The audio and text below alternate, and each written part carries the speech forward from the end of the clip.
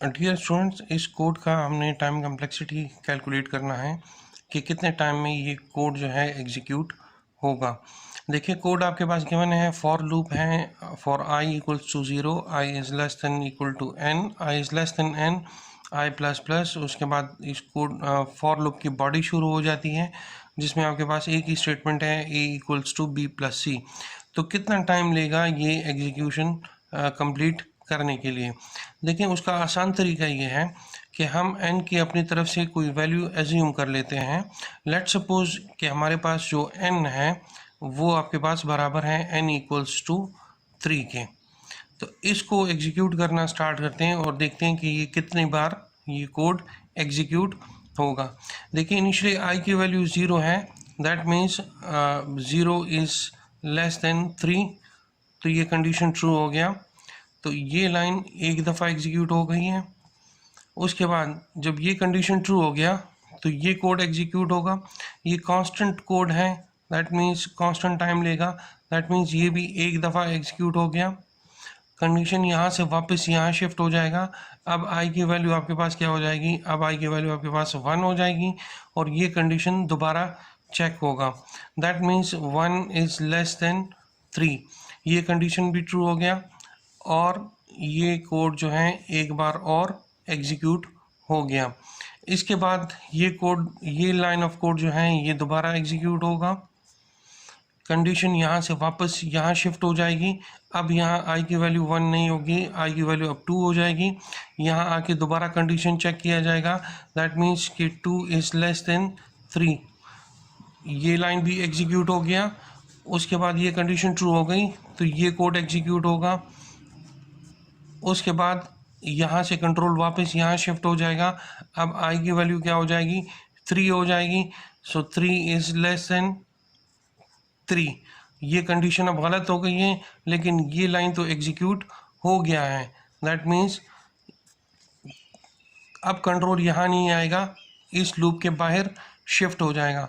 तो आप देखें, जब आपने n की वैल्यू को 3 कंसिडर किया था तो ये जो स्टेटमेंट है ये आपके पास 4 टाइम्स एग्जीक्यूट हुआ है और जो इनर स्टेटमेंट है ये आपके पास 3 टाइम्स एग्जीक्यूट हुआ है।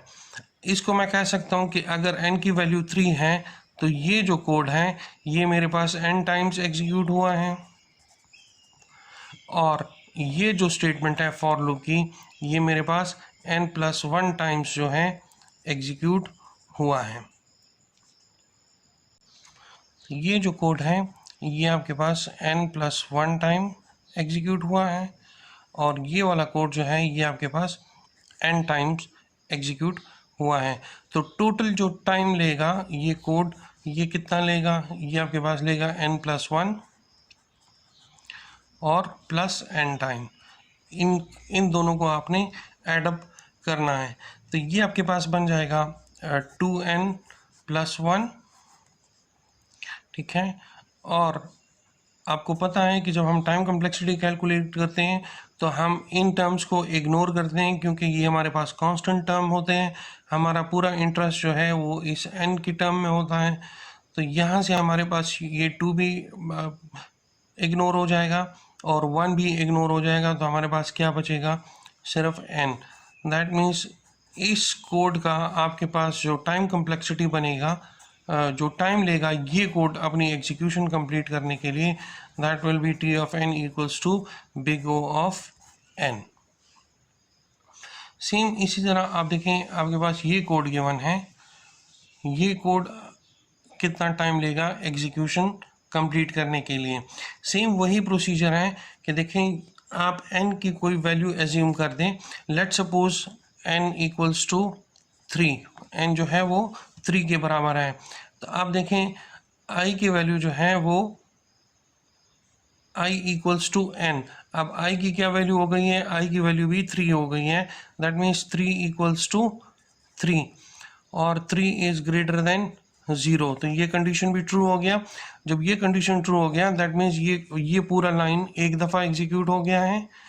अब कंट्रोल यहाँ से यहाँ शिफ्ट होगा तो एक दफ़ा ये एग्जीक्यूट हो जाएगा, उसके बाद कंट्रोल यहाँ शिफ्ट हो जाएगा। अब i की वैल्यू क्या हो जाएगी? i की वैल्यू 2 हो जाएगी। ठीक है। अब आई की वैल्यू आपके पास क्या हो गई है, आई की वैल्यू आपके पास 2 हो गई है। जब आई की वैल्यू आपके पास 2 हो जाएगी तो ये कंडीशन चेक किया जाएगा, 2 इज ग्रेटर देन 0। तो ये स्टेटमेंट जो है एक दफ़ा फिर एग्जीक्यूट हो गई है। जब ये कंडीशन ट्रू हो गया तो कंट्रोल यहाँ पे शिफ्ट होगा, तो ये कोड एग्जीक्यूट होगा।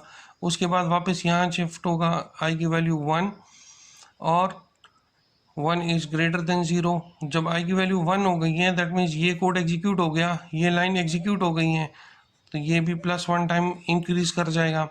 इसी तरह अब जब ये कोड एग्जीक्यूट होगा, इसके बाद जब ये लाइन एग्जीक्यूट होगी तो एक टाइम उसका बढ़ जाएगा। कंट्रोल यहाँ से वापस यहाँ शिफ्ट होगा और आई की वैल्यू अब हो जाएगी 0।